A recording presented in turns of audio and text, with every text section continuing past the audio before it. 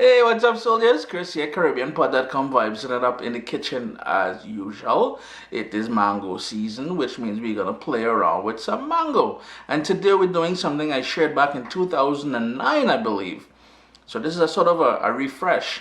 Mango Kuchela. If you know, you know. If you don't know, keep watching the video. You're gonna love it, man. Spicy mango pickle, Anchar Massala. So if you like your cumin and all that, oh good. Vibes it up.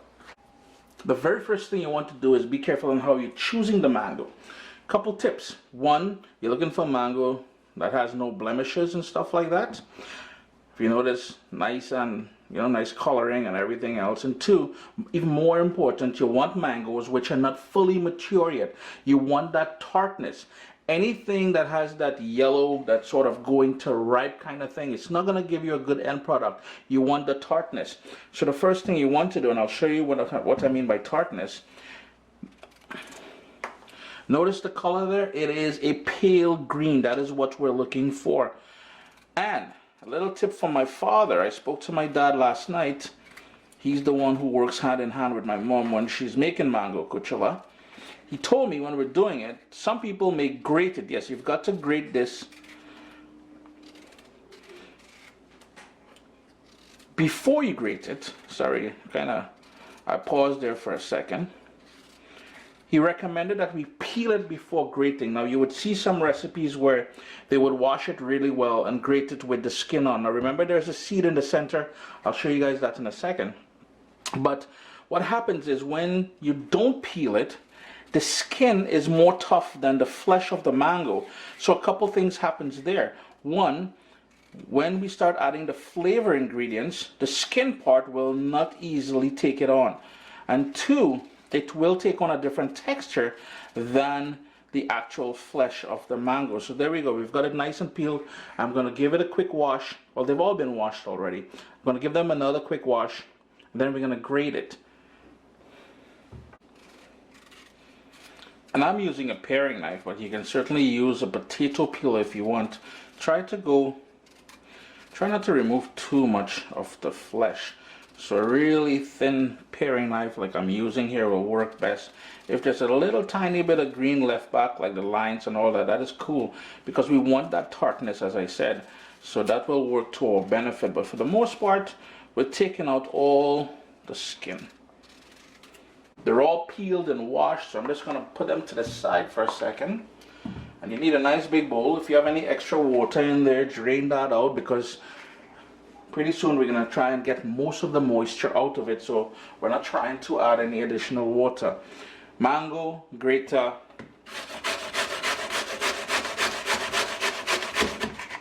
And you're grating until you get to the seed. Just be mindful of your fingers. So you may want to dry them up a bit first before you get to grating. And there we go. We've got the grated mango in there. So keep at it. It's going to take a couple minutes, but it's well worth it.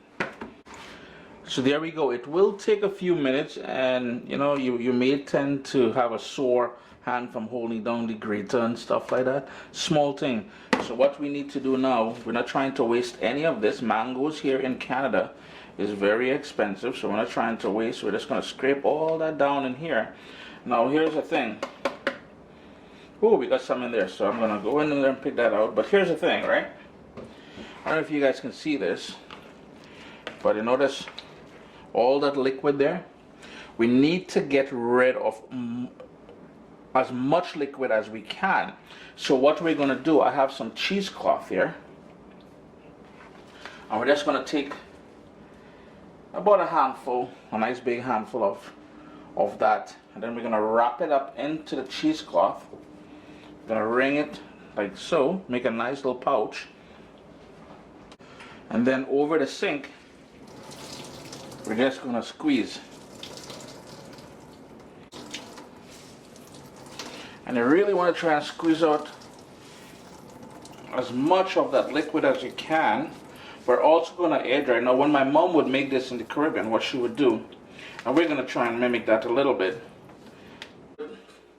spread it out onto a galvanized sheet and put it out in the sun. But what we're doing here is we're going to spread it out on paper towels on sheet pan, and we're going to allow it to air dry. The whole idea, as I said, is to take out as much moisture. The more moisture we can take out from this, the overall texture will be better, plus it will absorb all of the nice herbal notes and garlic and pepper and that Anchar Massala and everything else. So we really got to dry it up as much as we can. If you want to put it in a low oven, you can certainly do that, but I'm just going to air dry it. So the two ways I'm going to use to try and help speed up the process, because it is about 10 degrees Celsius outside right now, cold, the sun is out there, but it's not going to do what I want it to do. I'm not based in the Caribbean. So the two things I'm going to do, right above here, up there, is my stove. I'm going to turn on the fan, the stovetop fan. It's going to pull some of that moisture out. The second thing, unlike my mom, she would just put it on a metal tray, as in the cookie sheet here. What I did was I lined it first with paper towels, so it's going to absorb some of that moisture. It's going to take a few hours, a little bit of patience, but we're really trying to dry it down now, and then add all the flavor ingredients to it. And while I did say to turn on the fan over your stove to help dehydrate it a little bit, truth be told, I left it on here overnight without the fan on. So as you can see, it's dry. Well, there's still a bit of moisture in there, but it's exactly where we want it to be. So it's time to get busy. Here's where we're going to go in with some salt. Full list of ingredients will be listed down in the description below, and the recipe will be available on CaribbeanPot.com sooner or later. Something non-traditional. I like going in with a little bit of brown sugar, and that is a dark brown sugar. And the main ingredient, as far as I'm concerned, that smoky Anchar Massala. There's a lot of cumin in there, roasted off cumin. Hey, it's pure niceness up in there, yeah? Then it's just a matter of giving this a thorough mix. We want to make sure every strand of that grated mango gets into contact with the sugar, with the salt, and especially with the Anchar Massala. I like letting this sit. Since I added the salt, I like adding, after I add the salt, I like letting this sit for about 10 to 15 minutes. The salt helps to draw out some of the tartness and spread it evenly throughout the Kuchela. And the second set of flavors that we need to employ the use of, we've got garlic, and I like using a ton of garlic in there. Cilantro, I cannot get shadow benny, but you know, that's one of them things that's not really traditional to the recipe, but I like adding it for the extra flavor. If you can get shadow benny, certainly use that. If you want to leave it out, you can certainly do that as well. And I have here a couple habanero peppers. I don't have access to Scotch bonnet today. Seeds and everything. Let's give that a little rough chop there just to make it easier for Mr. Bullet to do its thing. Bullet, bullet. Oh, G-Dan. I'm a DJ this morning. Gunshots, gunshots. Anyhow, continuing here. And you just want to sort of get that nice and chunky and, well, sort of pureed.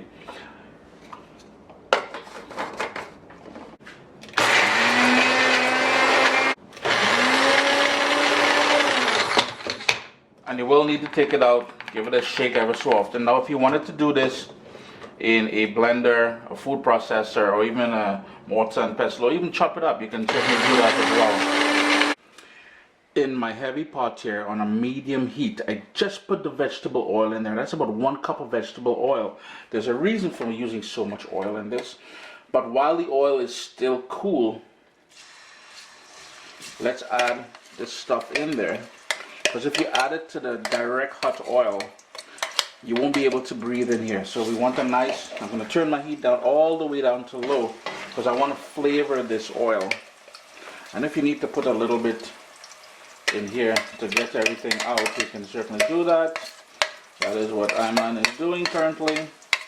We want to cook that for about 2 minutes on that low, 2 to 3 minutes on that low heat. Move that around. Man, that garlic right away again. Boom, in your face. That thing is smelling nice. The kitchen should have that lovely smell of garlic. And that's habanero pepper. I'm going to say I would prefer using Scotch bonnet pepper, but you all know where I'm based. Whatever I get and that's available, that is what I'm using. Heat still on low. It's very important that the heat is still on low. Now it's time to add all of that prepared mango. Try not to miss any because kind of expensive still for green mango in these dry Gova season times. You really want to mix this in and combine all the flavors together. We're going to cook this for about 10 to 15 minutes just to make sure I cook out any sort of the moisture that's left back in the mango.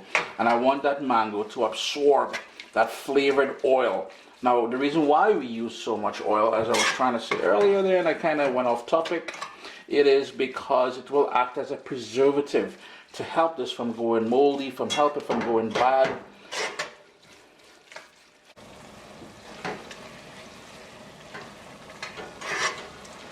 Ten minutes later, try not to overcook. It's one of those kind of balances you got to try and work out. You don't want to overcook the mango, but you don't want to undercook it as well, because like I said, we're trying to take out some of the moisture, we're trying to infuse it with all that flavor from the Anchar Massala. I'm going to turn my stove off here now. I'm going to allow it to cool before I put it into my sterilized glass container here. Put it in there, make sure it tops up with, you know what, I'll show you in a second. There we go, all bottled up. And this is what I'm talking about. Notice how the oil has a sort of a layer. Everything is covered with that oil. Now, it may look a bit oily and you may think, boy, that's too oily. But you see that oil there? You just drizzle that onto your food as well. And this is a must-have. Mango Kuchela is a must-have as a side condiment for any curry dish that you're cooking. Some housekeeping tips. The spoon, the fork, whatever you're going in there with, make sure it's clean, make sure it's dry. Do not store it in the fridge. Store it in a nice little corner in your kitchen, somewhere cool preferably. And always try, you know, tell whoever's using to not only take the nectar, tell them to take a nice big, you know what I mean? Because we need that oil to be covering the surface. Chris here, CaribbeanPot.com. A nice little mango kuchela, unlike anything your granny and your tanty and your nana would make for you. But Uncle Chris ain't saying all they wrong, all they know that. All they know that. What's up, soldiers? Don't forget to click subscribe. If you've already clicked subscribe, hit that bell notification thing. I want to all you missing out on the new videos, man. Come on, click.